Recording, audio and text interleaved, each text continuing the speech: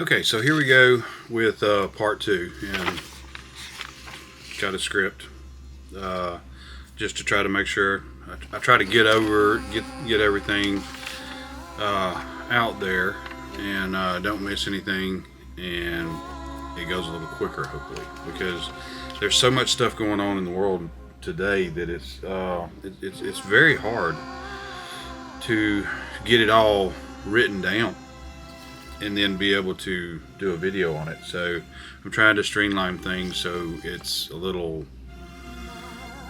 quicker, so the videos aren't so long, and it could be technically up to 6 parts every Sunday, because so much stuff coming through. So I'm going to try to go through this quickly, and I know I had said I was going to put some stuff up, pictures and stuff, but I just recommend that you subscribe to Amir Tsarfati's Telegram channel, and you can see all of that. The graphics and everything would be nice and cool and all that kind of stuff, but it's time consuming.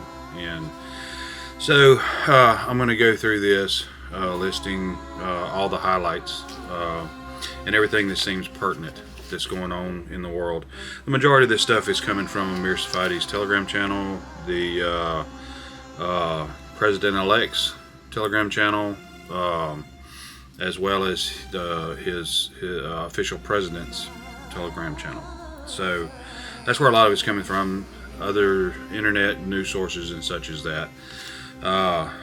So I'm not really gonna try to list everything that comes from everywhere, but we're going to be going through over a lot of stuff with Israel.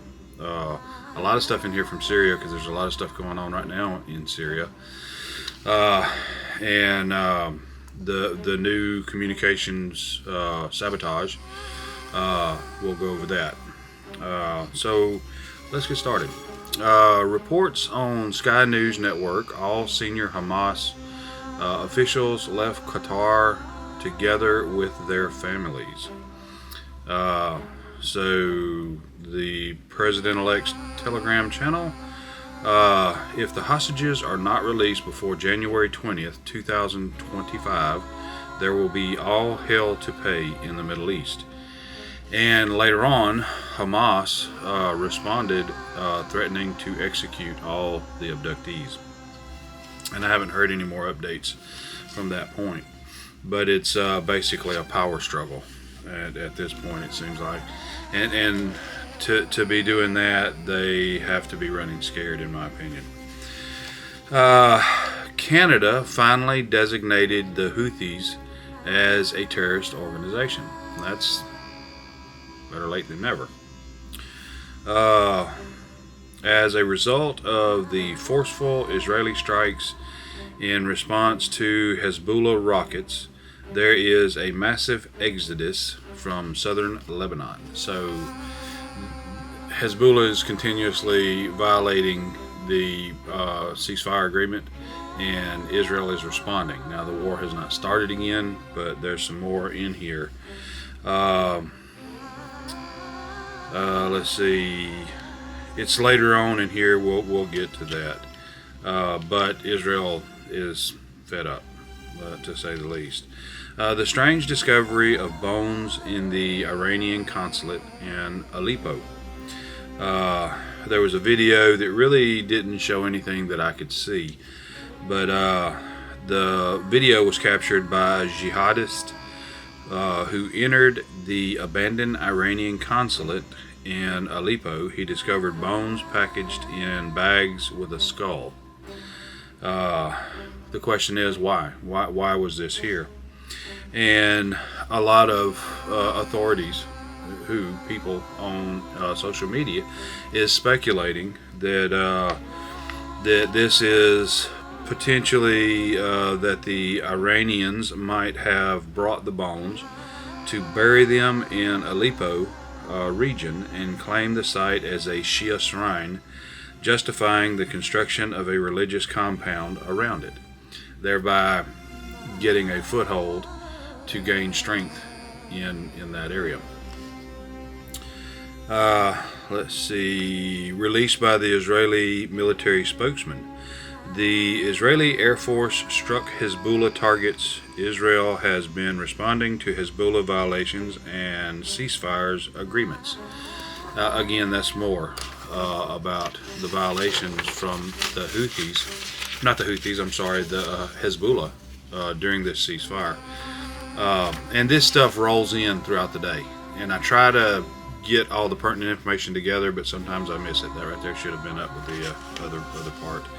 The State of Israel demands that relevant parties in Lebanon fulfill their responsibilities and prevent Hezbollah hostile activity to fulfill the conditions of the ceasefire agreement. Well, they're upset because the Lebanese army military was supposed to be in those areas to keep Hezbollah from doing this. But of course, Israel has to respond because the Lebanese army is not. Defense Minister Israel Katz warns the Lebanese government, and this is a quote from Amir Tsarfati's Telegram channel from the news broadcasts in Israel, quoting Israel Katz. If the ceasefire collapses, there will no longer be an exemption for the state of Lebanon. We will enforce the agreement with maximum response and zero tolerance.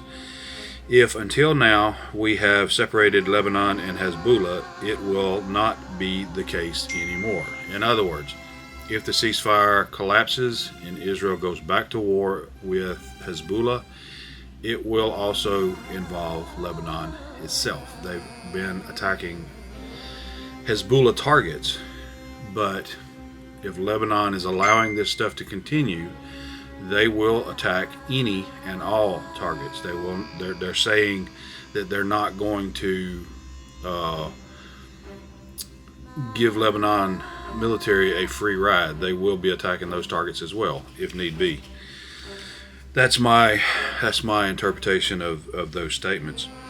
And this was kind of funny that Amir Tsarfati's Telegram channel released a comment about Trump, and I seen it on his Telegram as well. Trump jokingly told Trudeau that if Canada can't afford the tariffs, he could annex the country and make Trudeau the governor of the 51st state.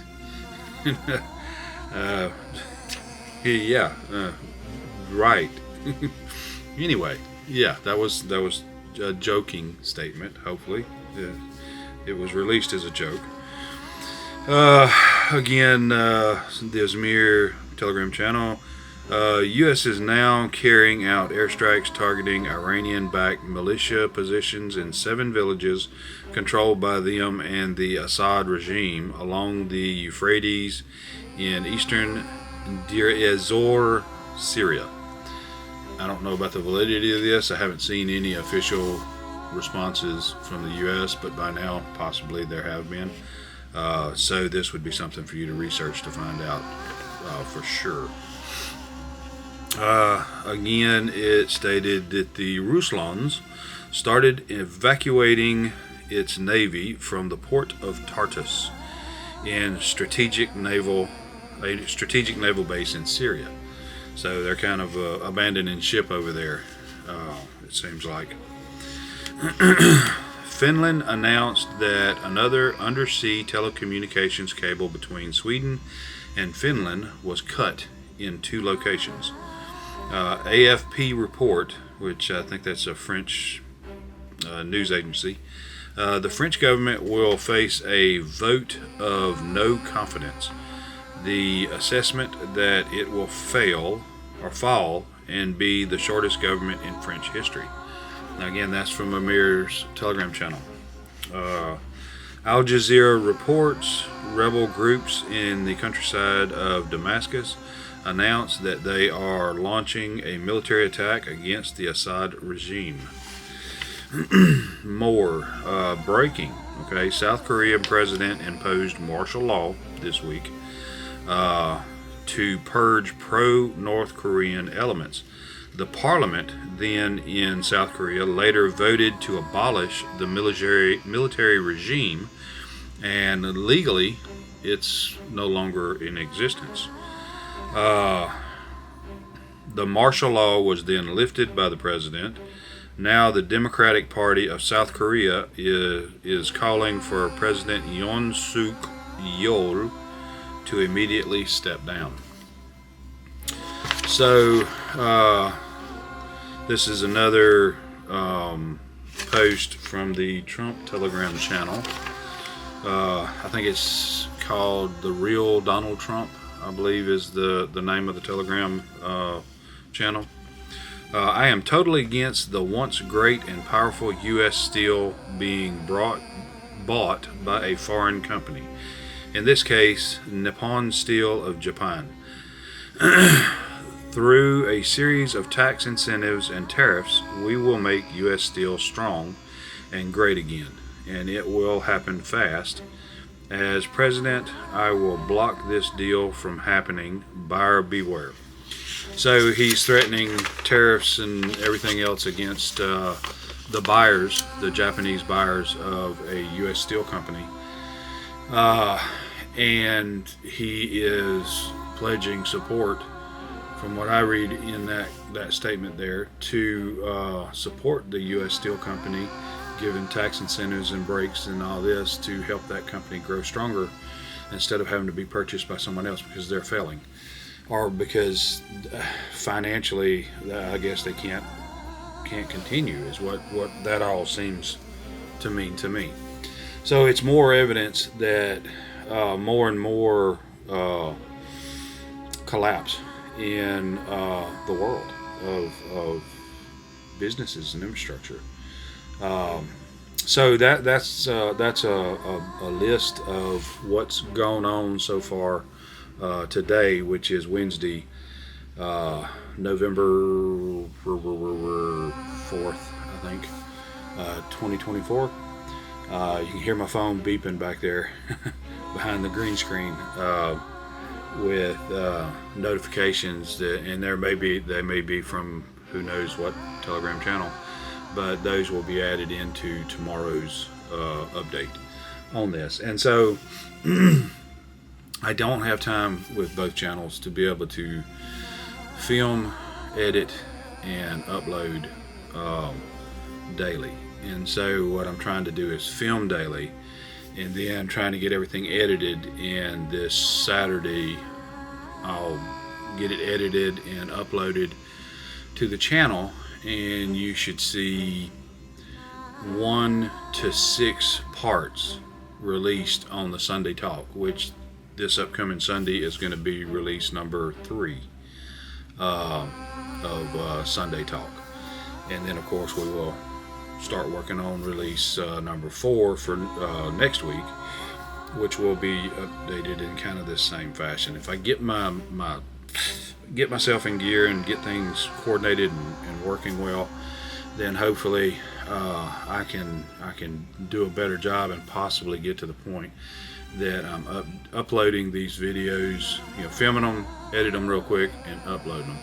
Because really all I'm going to be doing is putting a background on the screen, and without really editing the video here, putting it all together with the intro, outro, compiling it, which the longer the videos are, the longer it takes to compile, and getting it uploaded to YouTube maybe on a daily basis. It just depends on how well I can get all of this stuff coordinated, because I do have a family, so it takes time for that.